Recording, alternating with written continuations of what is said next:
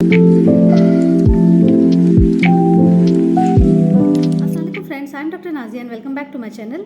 तो आज बात करेंगे एक ऐसे टॉपिक के बारे में जो बहुत ज़्यादा इन्फेक्शियस डिजीज़ है और बहुत ज़्यादा ख़तरनाक यानी बहुत डेंजरस है। इनफैक्ट इसका नाम ही सुन के हम घबरा जाते हैं। तो मैं बात कर रही हूँ कैंसर के बारे में। तो कैंसर एक ऐसी डिजीज़ है कि जो बहुत ज़्यादा आजकल कॉमन हो चुकी है और इनफैक्ट वर्ल्ड वाइड जो है second most leading cause of death बन चुकी है कैंसर। तो इसलिए इससे बचना बहुत ज़रूरी है। तो लेकिन ये है कि जो पॉजिटिव इसका पॉइंट है वो ये है कि पहले जो मोर्टेलिटी रेट्स थे वो बहुत ज़्यादा हाई थे कैंसर केसेस में, लेकिन अब वो थोड़ा सा बेटर की तरफ हो गए हैं क्योंकि डायग्नोसिस और ये सब बहुत ज़्यादा साइंटिफिकली मतलब हम लोग आगे की तरफ जा रहे हैं, एडवांस हो रही है साइंस।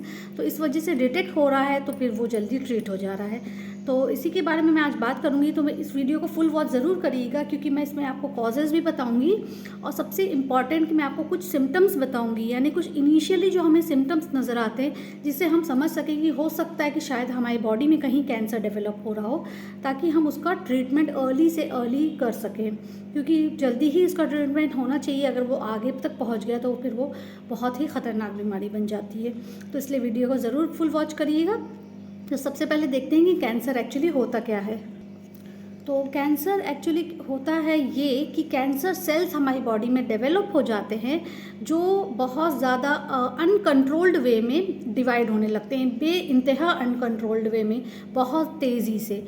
और इसके अंदर एक एबिलिटी होती है कि वो इन्फिल्ट्रेट कर सकते हैं हमारे नॉर्मल सेल्स और नॉर्मल टिश्यूज़ के अंदर, वो घुस के उसके अंदर हार्म पहुंचा सकते हैं, उसको डिस्ट्रॉय कर सकते हैं और उसके नॉर्मल फंक्शनिंग को ख़त्म कर सकते हैं और वो कैंसरस, उनको भी वो कैंसरस सेल्स बना देते हैं। तो इसी वजह से ये होता है कि कैंसर बहुत तेज़ी से स्प्रेड हो जाता है। जब तक हम पहुंचते हैं डॉक्टर के यहाँ तब तक वो बहुत ज़्यादा फैल चुका होता है। तो यही है कि वो बहुत ज़्यादा फास्ट इन्फिल्ट्रेशन होता है, बहुत ज़्यादा हाईली इंक्रीज्ड वे में डिवाइड होती है कैंसर सेल्स और इसीलिए बहुत तेज़ी से पूरे बॉडी में फैल सकता है। मतलब body, through out the body cancer can spread easily. तो ये है मेन कैंसर का डेफिनेशन। अच्छा, अब देखते हैं कि इसके सिम्टम्स क्या होते हैं। तो सिम्टम्स जो हमको बहुत शुरुआत ही में कैंसर के पेशेंट के अंदर नज़र आने लगेंगे तो वो सबसे पहला सिम्टम ये होता है कि सडन अनइंटेंडेड वेट लॉस, यानी कि वो वज़न कम करना नहीं चाह रहा है लेकिन उसके बाद भी अपने आप से बहुत ज़्यादा तेज़ी से आपका वज़न घटने लग रहा है। तो ये एक पिक्यूलियर सिम्टम है कैंसर पेशेंट का। नेक्स्ट आता है कि फटीग, यानी कि बहुत ज़्यादा थकावट का महसूस होना। ज़रा सा काम किया, पहले नहीं था ऐसा, लेकिन ज़रा सा काम कर रहे हैं तो बहुत ज़्यादा थकन महसूस हो रही है, हिम्मत नहीं हो रही है, बहुत ज़्यादा टायर्ड और वीक फीलिंग आ रही है। तो ये भी कैंसर का बहुत पिक्यूलियर सिम्टम है। और फीवर भी हो सकता है, लेकिन ज़रूरी नहीं कि एकदम शुरू में ही हो, थोड़ा सा आगे अगर डिजीज़ जाती है तो उसके बाद फीवर के भी सिम्टम्स देखे गए और हाई ग्रेड फीवर हो जाता है कैंसर पेशेंट्स में। तो ये सारी चीज़ें हैं। नेक्स्ट अब ये है कि बॉडी में जैसे कैंसर है किस पार्ट पे है उसके हिसाब से भी डिपेंड करता है। अब कहीं पे आपको लंप हो गया है या कोई थिकनिंग है, कोई टिश्यू आपको लगता है आपकी बॉडी की स्किन बहुत ज़्यादा मोटी हो गई है, या कोई सोर्स हो गया है, बहुत ज़्यादा ज़ख्म टाइप का कहीं पे है, चाहे मुंह में हो या कहीं पे भी बॉडी में कोई स्किन में, हो सकता है कि वो कैंसर हो। ज़रूरी नहीं है, लेकिन ये कुछ सिम्टम्स है जिससे हम कॉशियस हो सकते हैं और अपना हम स्क्रीनिंग टेस्ट वगैरह करा के हम डिटेक्ट कर सकते हैं कि हम ऐसा तो है तो नहीं कि हम कैंसर से सफ़र कर रहे हो। नेक्स्ट आता है कि डिफ़िकल्टी इन स्वैलोइंग, खाना खाते वक्त बहुत ज़्यादा दिक्कत हो रही है या आपको बहुत ज़्यादा इनडाइजेशन रहने लगा है। पहले ऐसे नहीं था, लेकिन अब ज़रा भी खाना खाने के बाद बहुत ज़्यादा फूड जैसे लगता है डाइजेस्ट नहीं हो पा रहा है। और बॉवल हैबिट्स भी आपके चेंज हो गए हैं, यानी कि टॉयलेट और आपको बहुत ज़्यादा मतलब चेंजेस लग रहे हैं टॉयलेट के हैबिट्स में अपने, तो भी हो सकता है कि आपको कैंसर अंदर अंदर डेवलप हो रहा हो। नेक्स्ट आता है स्किन पे, अगर है स्किन से रिलेटेड कैंसर है तो सडन डार्कनिंग होगी स्किन की, या बहुत ज़्यादा रेडनेस है, या कोई बहुत ज़ख्म जैसे सोर्स की तरह डेवलप हो गया है जो जल्दी हील नहीं हो रहा है, यानी कि बहुत दिनों से 15 दिन हो गया, 20 दिन हो गया, महीने भर हो गया, लेकिन वो अपने आप हील नहीं हो पा रहा है, तो हो सकता है कि वो कैंसरस हो। तो ये सारी चीज़ें हैं। और इसके अलावा अच्छा, इसके अलावा देखिए मसल एंड जॉइंट पेन्स भी हो सकता है कि आपको बॉडी में बहुत ज़्यादा बॉडी एक होता हो, दर्द रहता हो और आप खासकर जॉइंट्स में बहुत ज़्यादा दर्द रहने लगा हो, तो हो सकता है आप बोन कैंसर वगैरह इस तरह की चीज़ों से सफ़र कर रहे हो। लेकिन ज़रूरी नहीं, मैं मतलब आप ये मत सोचिएगा कि यही चीज़ हो, लेकिन हमको ये सारी सिम्टम्स से हमको बहुत ज़्यादा अलर्ट होने की ज़रूरत है कि हो सकता है, और ज़्यादा टाइम तक रहने की वजह से हो सकता है कि ये कैंसरस हो। तो बेटर है कि हम अपने कैंसर स्क्रीनिंग टेस्ट करवा लें अपने डॉक्टर से मिलके, ताकि हम डिटेक्ट कर सकें कि हम सेफ़ हैं या अनसेफ हैं।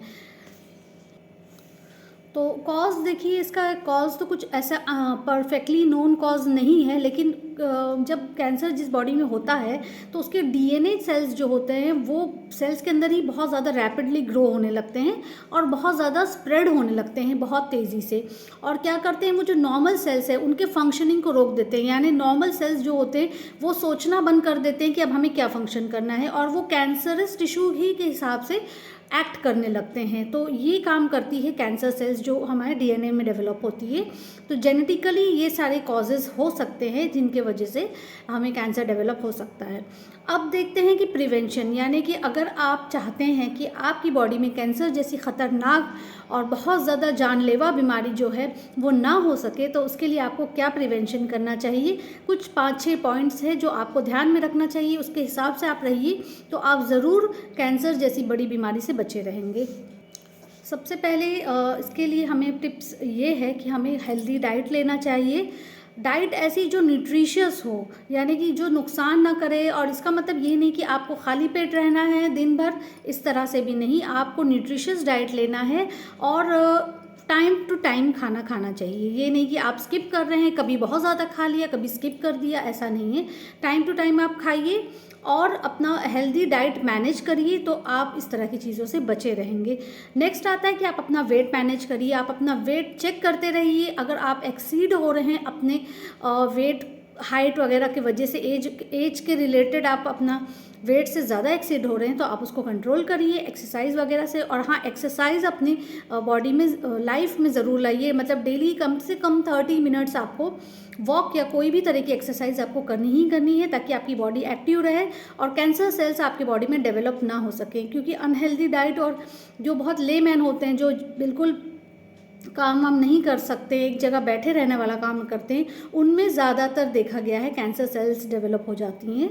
तो ये चीज़ है। और नेक्स्ट पॉइंट आता है कि अवॉइड एक्सपोजर टू सन से डायरेक्ट एक्सपोजर आप अवॉइड करिए। अगर आपको मजबूरी है कि सूरज में आपको बाहर निकलना पड़ रहा है, तो आप अपने को कवर करिए। आप सनस्क्रीन लोशन लगा सकते हैं, आप अपना गॉगल्स लगा लीजिए, आप अपना सर कवर्ड करिए, बॉडी कवर करिए, लेकिन आप डायरेक्टली सन को डेली एक्सपोज मत होने दीजिए, सन के अंदर अपनी बॉडी को, क्योंकि इससे भी बहुत ज़्यादा यूवी रेज जो होते हैं वो काफ़ी ज़्यादा हमारी बॉडी को हार्म करते हैं और कैंसर सेल्स यूवी रेज की वजह से बहुत जल्दी डेवलप हो सकती है।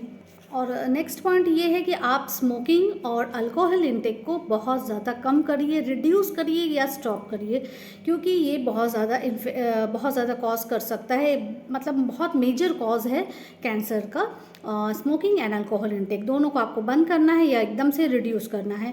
और दूसरी चीज़ है कि स्क्रीनिंग टेस्ट, यानी कैंसर स्क्रीनिंग टेस्ट अवेलेबल है हमारे यहाँ हॉस्पिटल्स में, तो आप जाके अपना स्क्रीनिंग टेस्ट करवाइए अगर आपको लगता है। और वैसे भी आपको साल में एक बार तो अपनी स्क्रीनिंग टेस्ट कराना चाहिए कि कहीं भी बॉडी में कोई ऐसी चीज़ डेवलप हो रही है तो आप उसको अर्ली से अर्ली, मतलब एज अर्ली एज पॉसिबल आप उसको ट्रीट कर सकें, ताकि वो बढ़ ना सके। अगर वो फैल गई तो फिर वो बहुत मुश्किल होती है। ऑपरेशन के बाद भी रिकरेंस बहुत ज़्यादा है कैंसर पेशेंट्स का, मतलब पेशेंट्स के अंदर देखा गया है दोबारा हो जाता है और कई बार होने लगता है। तो इसलिए बेहतर है कि इनिशियल स्टेजेस में आप उसको ट्रीट करें। तो स्क्रीनिंग टेस्ट कराने से मत घबराइए, आप अपने डॉक्टर को कंसल्ट करिए, उनसे लिखवाइए कि किस तरह के टेस्ट आपको कराने चाहिए और आपको क्या सिम्टम्स है, क्या तकलीफ है बॉडी में, वो बताइए, तो बहुत ज़्यादा आप सेफ रह सकते हैं। तो ठीक है, फिर दुआ करती हूँ कि आपको वीडियो समझ में आई होगी और आपको उम्मीद है कि वीडियो पसंद आई होगी। सिम्टम्स नोट कर लीजिएगा और इसके अलावा आप आगे कौन से टॉपिक से वीडियोस देखना चाहते हैं वो भी मुझे ज़रूर बताइएगा। वीडियो पसंद आई तो लाइक ज़रूर कर दीजिएगा, शेयर कर दीजिएगा ज़रूर से अपने फ्रेंड्स फैमिली में, ताकि सबको इससे फ़ायदा पहुँचे। और मेरे चैनल को सब्सक्राइब कर दीजिएगा अगर अभी तक नहीं किया है तो। ठीक है, मिलते हैं नेक्स्ट वीडियो में। टेक केयर, गो होम्योपैथी। अल्लाह हाफिज़।